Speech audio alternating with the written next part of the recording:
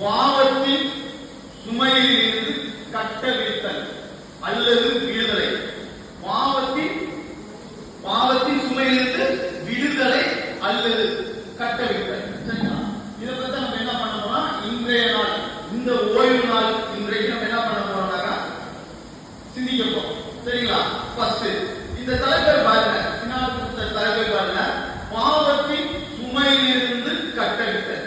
First பாருங்க, பாவம். English பாவம். பாவம்னா என்ன? சரிங்களா?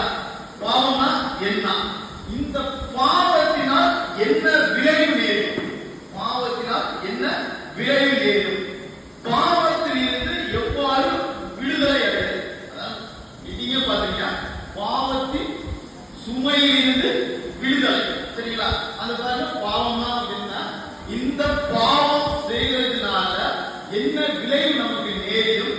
பாவத்தில் இருந்து எவ்வாறு விடுதலை அடைவது அப்படின்றத பத்தி நம்ம என்ன பண்ணோம்னா இன்றைய நாளிலே சிந்திக்க போறோம். சரிங்களா? சரி, முதல்ல பாவம். பாவம்னா என்ன? கேள்விப்பட்டீங்க இந்த வார்த்தைய, பாவம். சரிங்களா? பாவம் நம்ம எதெல்லாம் சொல்லலாம்? கேள்விப்பட்டீங்களா? பாவம்னா உங்களுக்கு புரிஞ்ச முடியா? பாவம்னா என்ன புரிஞ்ச முடியுதா? சரி, ஓகே. அதற்குரிய உண்மையான மீனிங் என்னன்னு பார்ப்போம். சரிங்களா? தேவ கட்டளைக்கு விரோதமாக செய்யப்படுகின்ற எந்த ஒரு செயலும் பாவமே. நல்லா பாருங்க, தேவனுடைய கட்டளைக்கு விரோதமாக. சரியா? அது என்னங்க? தேவனுடைய கட்டளைக்கு விரோதமாக. தேவனுடைய கட்டளைங்கிறது என்னங்க தெரியுங்களா? நம்மள கடவுள் படைக்கும் போது அவருடைய அளவற்ற ஞானத்தின்படி வகுத்த எல்லா திட்டங்களையும் மீறி, புரியுதா? நம்மளை படைக்கும் போது எப்ப படைச்சார்? அவரு படைச்சாரா? முந்தான படைச்சாரா? இல்ல. எப்ப? ஆதாம் ஏவாள் படைக்கும் போது எல்லா திட்டங்களும் வகுத்துட்டார். நம்ம என்ன பண்ணிட்டாரு? எல்லா திட்டத்தையும் வகுத்து வச்சிருக்காரு. என்ன அந்த திட்டம்? கொலை செய்யக்கூடாது, இது மாதிரிலாம் என்ன நமக்கு மீறிய செயல். அப்படிதான் கட்டளை மீறிய செயல். கொள்ளை இருக்கக்கூடாது, பொய் சொல்லக்கூடாது, இதெல்லாம் நம்ம கட்டளை மீறிய செயல். இந்த கட்டளைக்கு மீறிய செயலை நம்ம செய்தால் அதெல்லாம் என்னன்னு சொல்றாங்க? பாவம். அதெல்லாம் என்ன சொல்றாரு? தேவ கட்டளைக்கு விரோதமாக செய்யப்படுகின்ற எந்த ஒரு செயலும் பாவமாகும். சரிங்களா? அடுத்தது பாவம். சரிங்களா? இந்த பாவத்தை டெஃபினேஷன் சொல்லியாச்சு.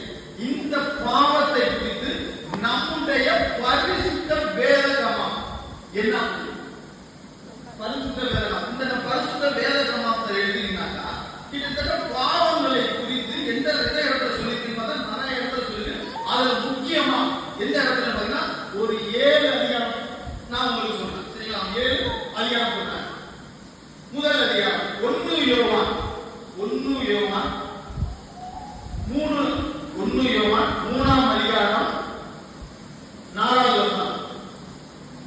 1 யோவான் 3ஆம் அதிகாரம் 4வது வசனம். எழுதிட்டீங்களா? சொல்லிருக்குமா?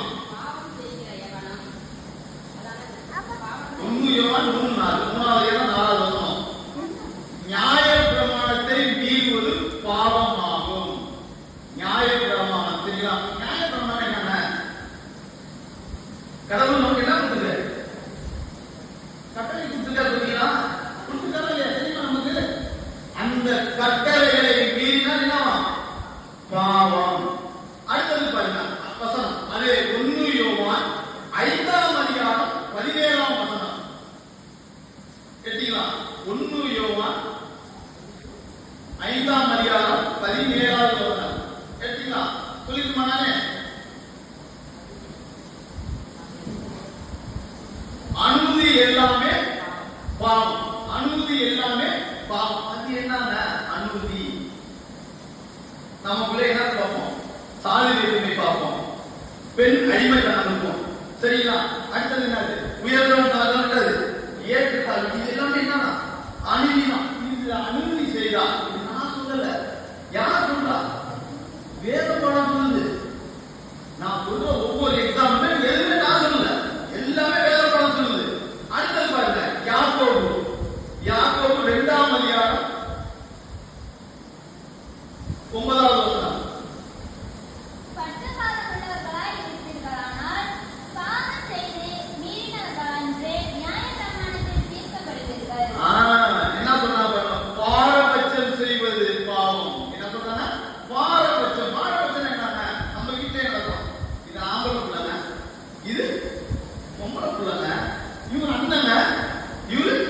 தம்பிங்க, புரியுதா? இப்படி பாரபட்சம் பாராட்டினாலே அது என்ன சொல்றாங்க?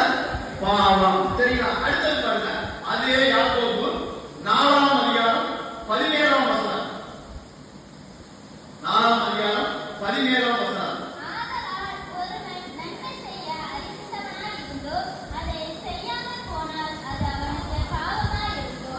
பாருங்க, நமக்கு நன்மை செய்கிற திராணி கடவுள் கொடுத்தோம், நம்ம என்ன செய்யறது கிடையாது. பக்கத்துல இருக்கிறவங்களுக்கோ நம்ம கூட இருக்கிறவங்க என்ன செய்யறது கிடையாது, நன்மை செய்யறது கிடையாது. அதுக்கு பதில் என்னதான் செய்வோம், சொல்லுவோம், நான் நல்லா தானே இருக்கேன், நல்லா தானே செஞ்சுட்டு இருக்கேன்.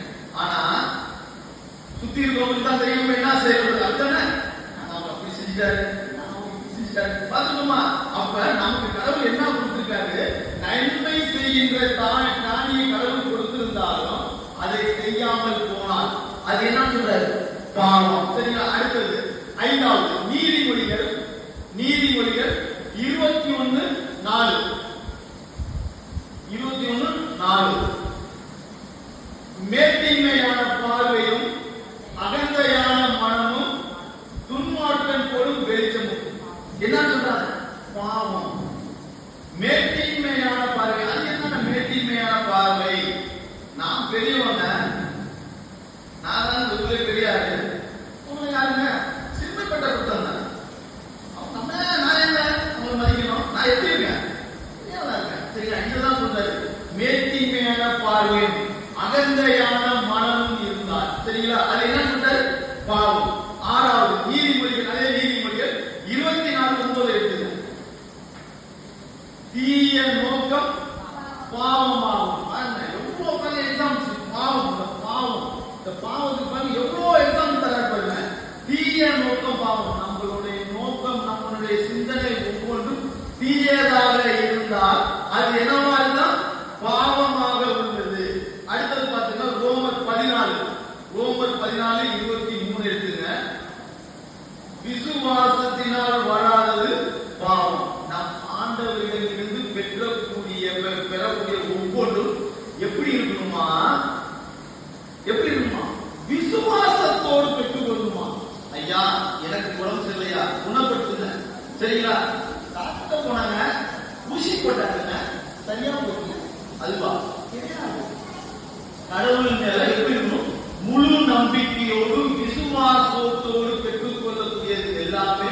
அது இல்லாம நம்ம எதை பெற்றுட்டாலும் சார் நீங்க நான் இல்லை சார், 4 பேர் சீனியர் டேரக்டர் இருந்தாங்க, நான் நேரத்துதான் சார் போனேன், வாங்கிட்டேன் சார்.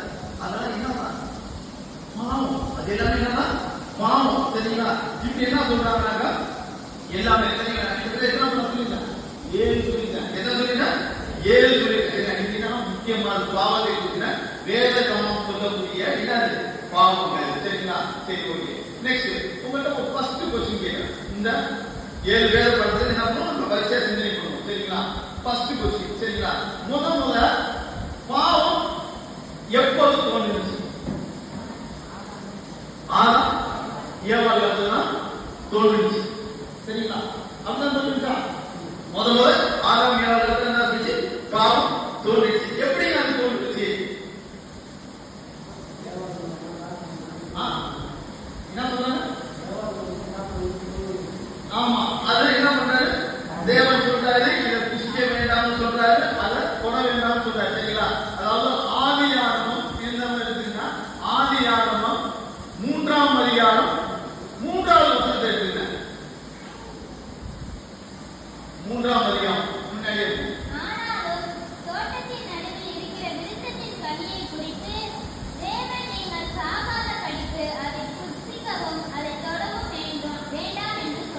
நல்லா பாத்துங்க.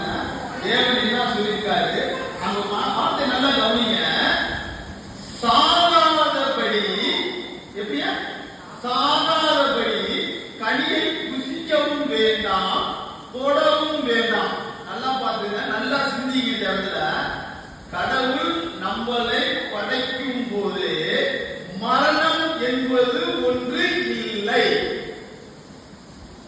ஆதாம் ஏவாள் அந்த தப்பு செய்யவில்லை என்றால் மரணம் என்பது என்ன நமக்கு கிடையாது. எப்படி தெளிவா சொல்லுங்க பாருங்க, சாகாதபடி. நமக்கு சாகுங்கிறது ஒன்று கிடையாது. அப்ப என்ன சொல்றாரு,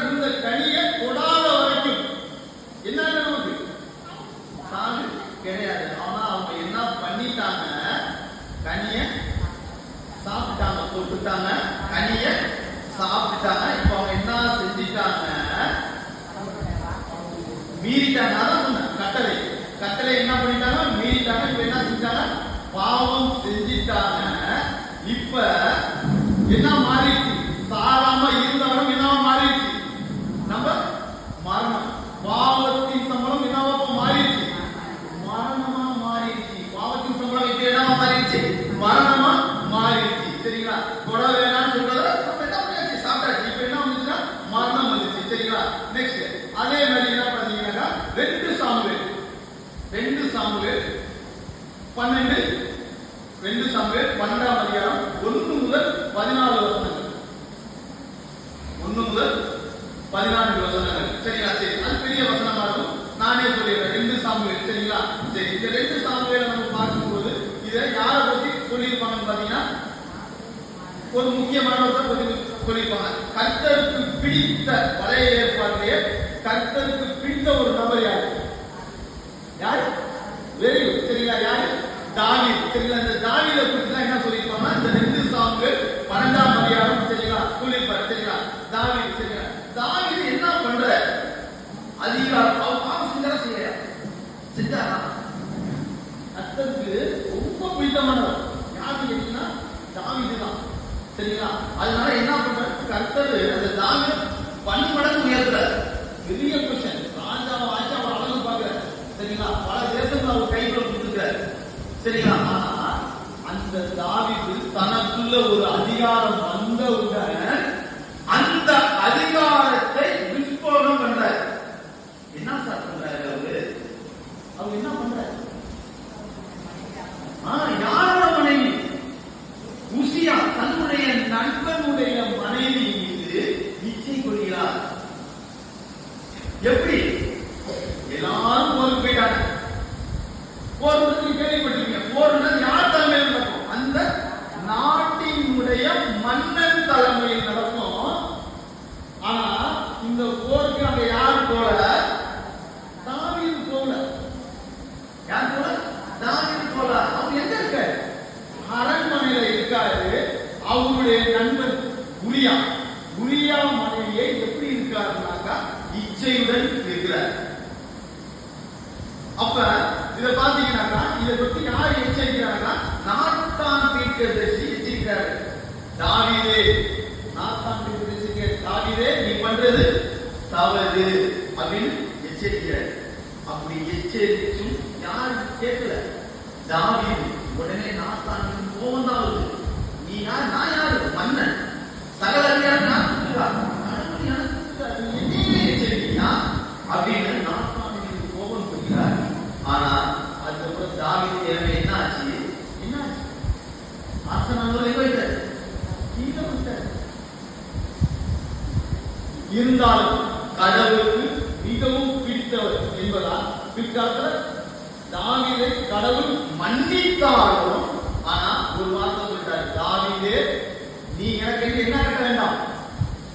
ஆலயம் கட்ட வேண்டாம். உன் கைகள் கரை படிந்த கைகள். நீ தேவனோட எப்படி வேணாம் போ. ஐயா 24 மணி நேரம் பாஸ்டிங் தாயா, எனிடே பாஸ்டிங் தாயா. கடவுளை நான் ரொம்ப விரும்புறேன். அவங்க நான் கேட்கறது எல்லாமே கொடுத்தாரு. அவருடைய கட்டளையை மீறினாக்கா இதுதான். தாவீது கடவுள் கர்த்தருக்கு ரொம்ப பிடிச்சது. தாவீதோட நிலையை பாருங்க, தெளிவா சொல்றாரு. உன் கரை படிந்த கையால் எனக்கு என்ன கட்ட வேண்டாம்? ஆலயம் கட்டாத. உனக்கு கப்பல் வர சொல்லிய உன்னுடைய மகன்கள் எனக்கு கட்டட்டும். அப்படி என்ன சொல்றாரு? தாவீதுக்கு ஜெயிச்சாரு. நெக்ஸ்ட் அடுத்தது பாத்தீங்கன்னா கர்த்தருக்கு நம்ம செய்த பாவத்துக்கு மன்னிப்பு உண்டா? அடுத்தது பாத்தீங்கன்னா கர்த்தர் நம்மள மன்னிப்பார். பாவம் செஞ்சாச்சு. சரிங்களா? பாவம் செஞ்சாச்சு. இதுக்கு மன்னிப்பு உண்டா அப்படின்னு கேட்டாக்கா கண்டிப்பா மன்னிப்பு உண்டு. சரிங்களா? நமக்கு மார்க் 2ஆம் அதிகாரம் 1 முதல் 12 வரைக்கும் படிச்சு காட்டினாங்க. சரிங்களா? தமிழ் கல்வி படிச்சு காட்டினாங்க. சரிங்களா? அதுல பாருங்க 5ஆம் வசனம்.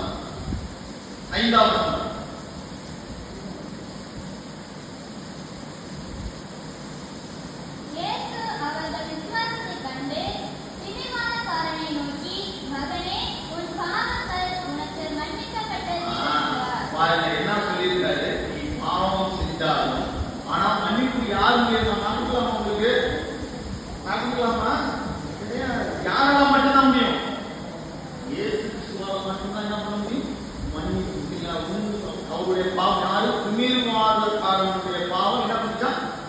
மன்னிக்கப்பட்டதான். யாரால மன்னிக்கப்பட்டதான்?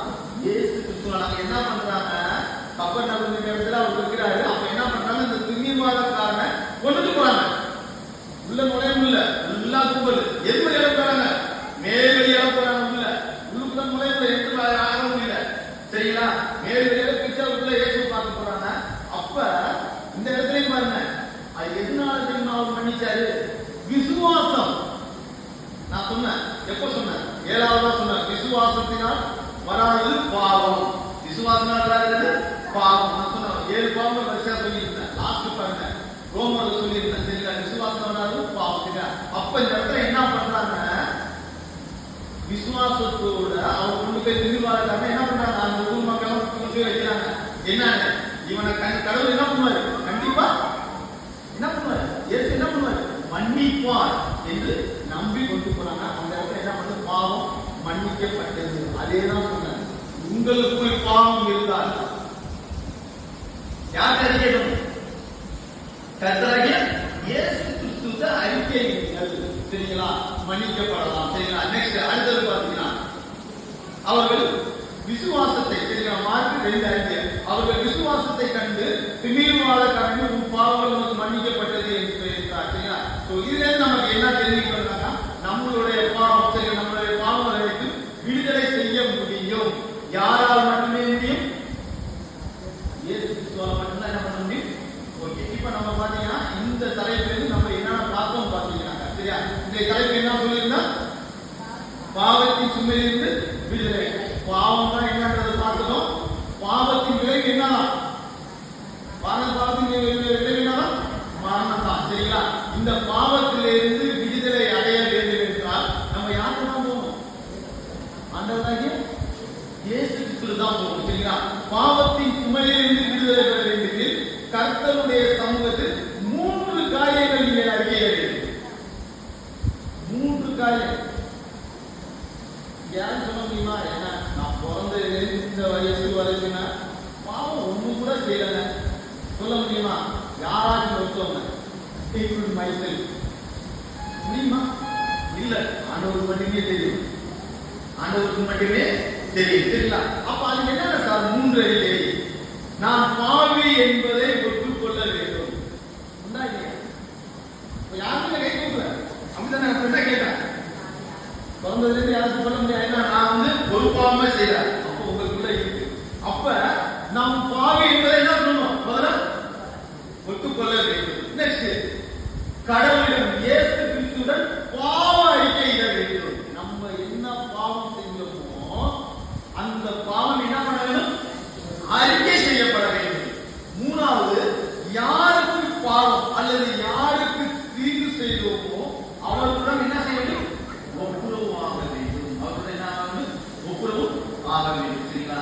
இதை நாம் செய்யலாம். சரிங்களா? பாவத்திலிருந்து என்ன பண்ணணும்? நம்ம பாவத்திலிருந்து என்ன பண்ணலாம்? விடுதலை அடையலாம். சரிங்களா? பாவம் வேணுமா? நமக்கு எது பாவம் வேணுமா? சரிங்களா? நம்ம பாவம் செய்யாமல் இருந்தால் எங்க போறோம்? நம்புறீங்களா இல்லையா? 2ஆம் வகையும் இருக்கு. நம்புறீங்களா இல்லையா? சரிங்களா? ஆகவே கர்த்தர் தாமே இந்த வசனங்களை எல்லாம் ஆசீர்வதிப்பார். தாழ்மையான